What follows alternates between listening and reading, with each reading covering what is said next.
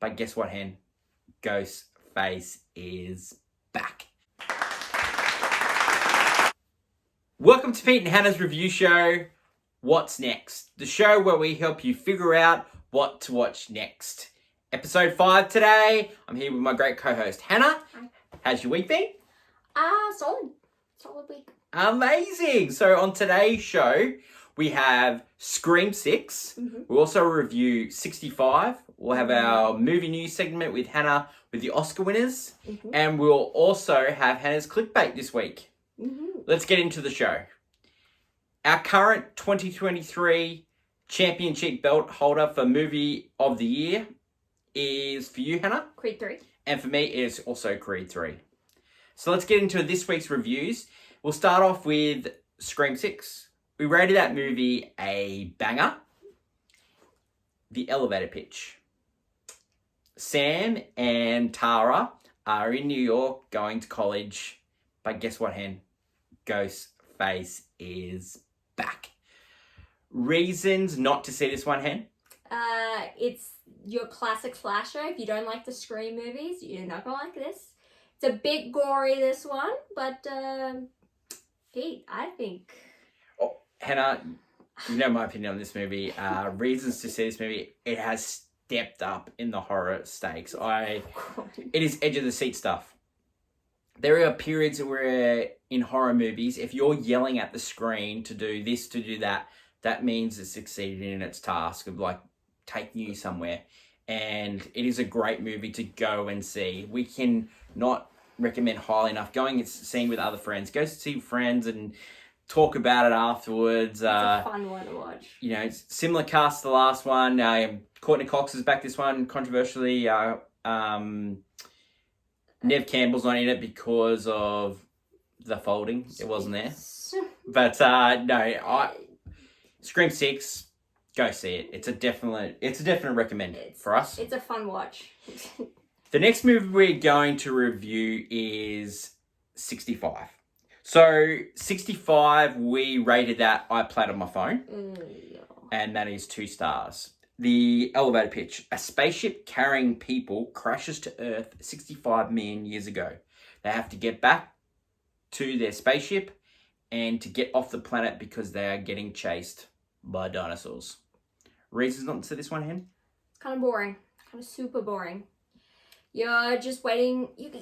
It's like trying to be tense and actiony, but it just fails. It has these great ideas with dinosaurs and space guns and fails to use any of that cool technology and fails to just hit any kind of marker or even emotional depth in this movie. Reasons to see this movie. Adam Driver, like, people are going, well, what's Adam Driver doing in a dinosaur space movie? But he's a really good actor. I could believe him as an action star. Give me Adam Driver in a bank. Give me Adam Driver flying a plane. Give me Adam Driver is built. Like give me Adam Driver as he's like a brick wall. You know, as a Navy SEAL. Like, yeah, I could see him taking the mantle over from Gerard Butler or the old Harrison Ford. You know, he is a talented actor and he's going to win an Oscar one day. But yeah, he can do this stuff, and I'm looking forward to seeing what he does next. And yeah, like in a couple months' time, this movie 100% is going to be on the Netflix charts for trending. The best, number 1 movie in the country. You know, with that Sony deal that they have, Netflix gets a first look at these movies, and I can see 65 being on that list. Yeah. Don't go see it at the movies, but you know, when it's on Netflix, give it a go. That's 65. Okay, so let's get over to Hannah with movie news. Hi, welcome back to Movie News.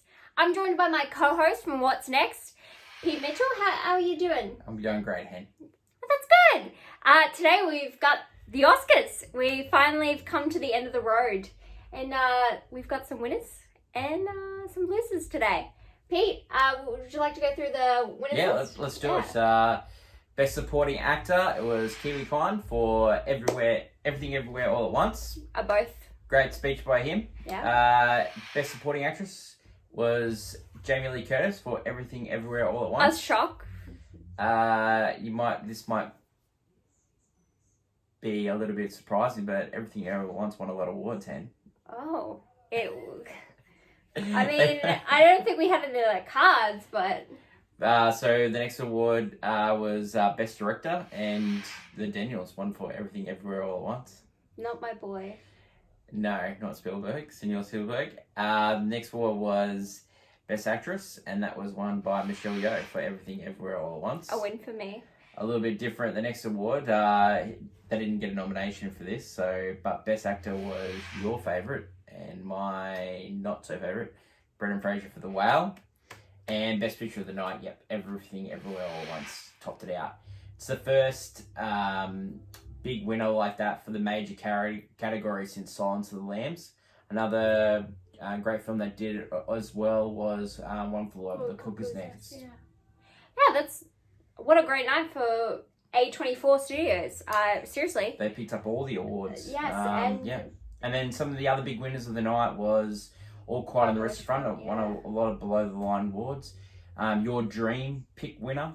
One for Best Original Song. The Oscar show itself, hosted by Jimmy Kimmel, had all the singers, including Lady Gaga, sing a stripped down version of Hold My Hand, which was fantastic.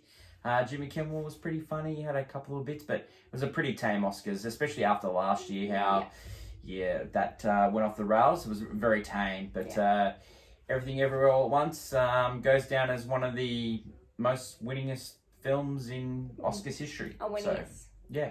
That also makes you a loser, doesn't it? It does, yeah. For those who don't remember, we had a bet, and Hannah beat me by 2 picks. That was. Michelle Yeoh. We thought it would come down to 1, but Michelle Yeoh and Brendan Fraser. We both got the Best Picture wrong, but Hannah won, so I'm going to be watching Speed Racer. So that'll come up in the next couple of weeks on our show, and we'll do a review of that, and I'm really looking forward to it. Oh, aren't we all? So what did you think of the 95th Academy Awards then? Oh, solid. I was shocked by the amount of awards. Just one movie won, but it was fun. The thing I was most shocked about was like there was some movies that just didn't get anything, and normally like there's a sprinkling of. Yes. Elvis got none. Fableman's got none. Banshees of Inisherin got none. They even brought Top out. Gun They even brought out the donkey from. Well, Banshees was really popular movie, but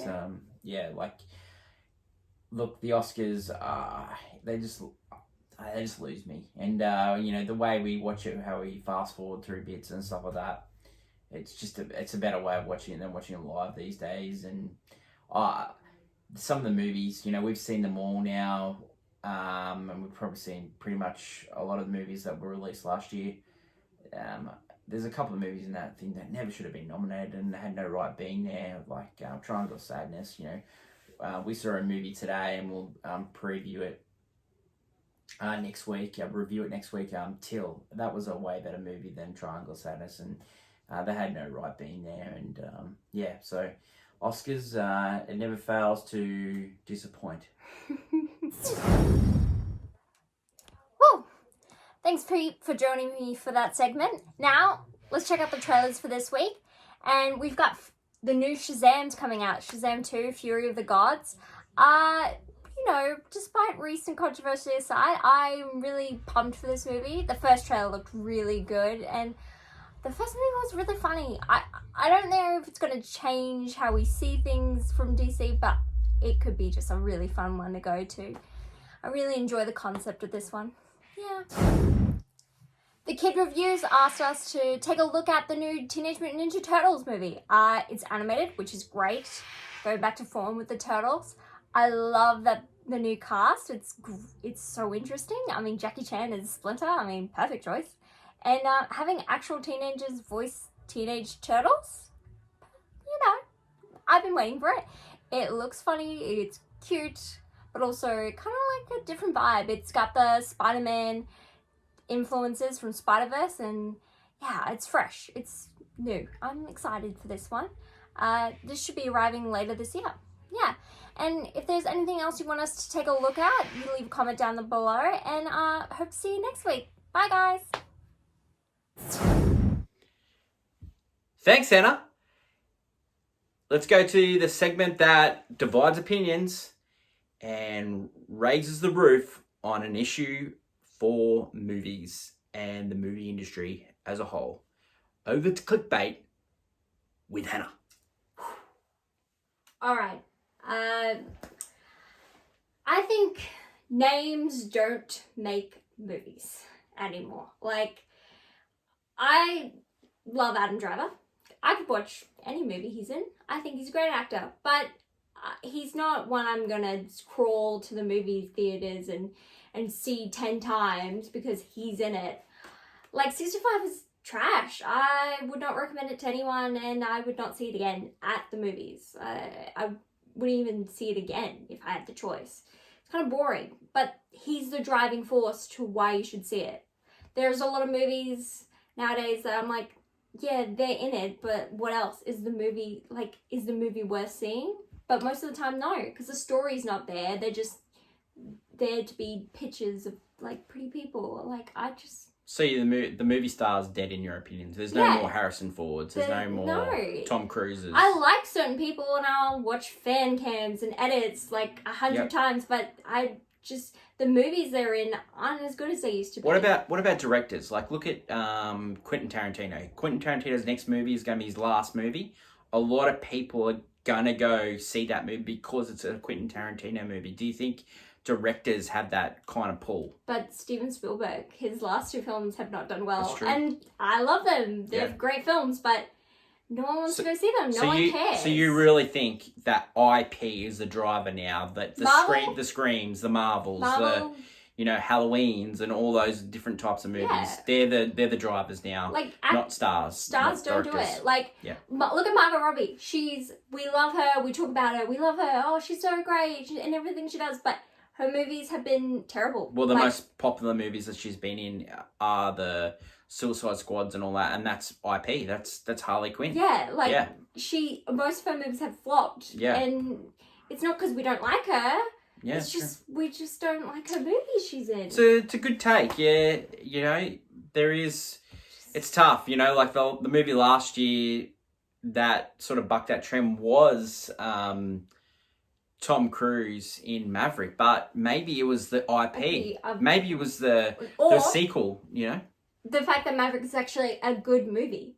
People saw that multiple times because it was a good movie. Yeah. It was like... Great clickbait, Hen. Yeah. Tell us what you think down below in the comments, and we'll come back to you on that next week in viewer feedback. So what's it for us? What's going on in the movies for us? Championship belt time. Hannah, are you still sticking with Creed 3, baby? Hannah, I'm going to make a change. Yep. I'm going to go Scream 6. And you know what the championship belt was all about? It's about expectations too. Like, you loved Creed 3. Yeah. My expectations, I love Creed 3 as it was the best movie for me last week of the year.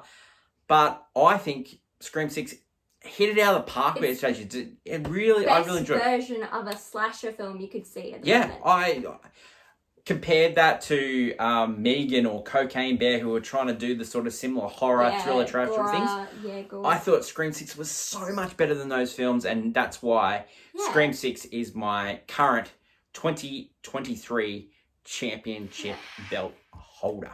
It's the best trash you can eat. Yeah, I love that trash. So for us next week, we are going to review Shazam! Fury of the Gods. We're going to review Till, Living, and the horror movie extravaganza Pearl. Don't forget to like, follow, subscribe to our channels. And then, do you have anything else that you want to add? Watch out for Ghostface and Adam Driver. Adam Driver. I'm Pete. That's Hannah. Until next week, when we figure out what to watch next, bye from us.